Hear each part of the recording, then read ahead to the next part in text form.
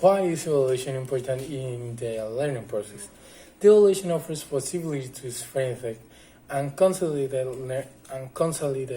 learning, as well as the achievement of objectives or purposes in any field to study.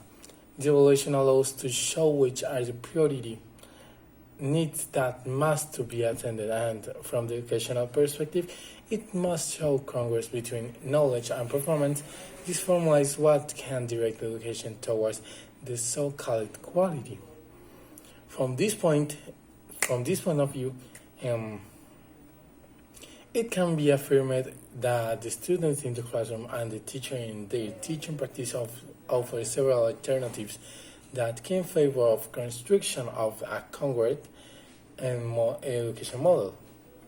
That is, between what is due at and what is wanted in the education, but consistency should not only be limited within the classroom, but should also reach the educational authorities. For this reason, education should be considered as an extension of the teaching and learning process, and not as another step.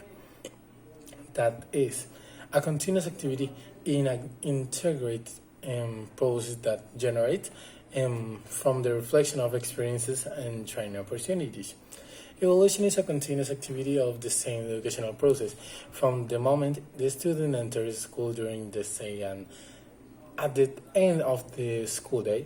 They provide information of their own home schooling system as well as that of the school, and together both contributed to improving the evaluation process itself. Science they provide training opportunities so that with the information collected by different methods, they generate connections. They contribute to the strength and the quality of the training. In this case, the student, together with the teacher explicit, generate evaluation models more congruent within the classroom, thus strengthening education and the teaching practice themselves. In activity, and we have to do a reflection about two teachers, and that is the reflection. What are the strengths and weaknesses of each teacher's training? The two teachers as Raul and Prior. The strength is he was specific, in the correction with which makes it easy for the student to correct the shortcomings he have.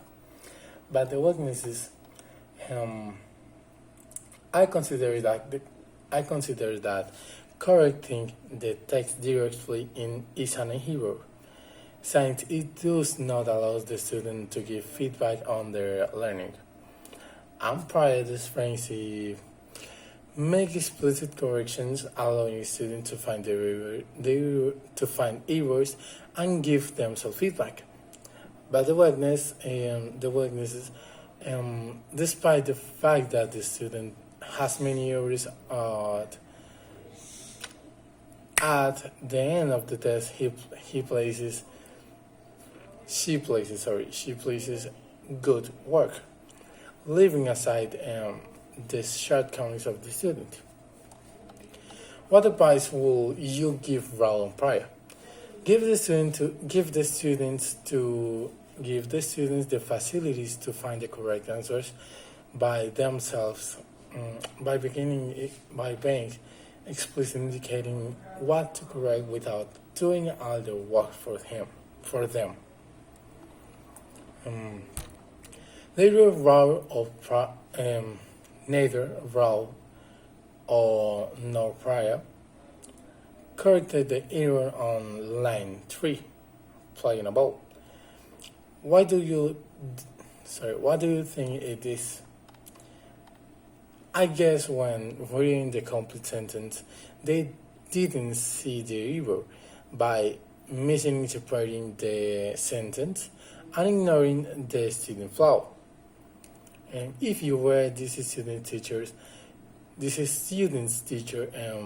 what type of mistake will you choose to focus on in a class, and why? I will focus on correcting his vocabulary or grammar, most of all so that he learns the correct use of it. How do you usually correct your writing? Do you use something like RAW or and prior?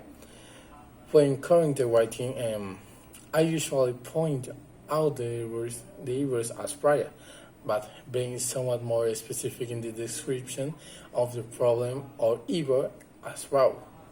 Thanks so much for your attention.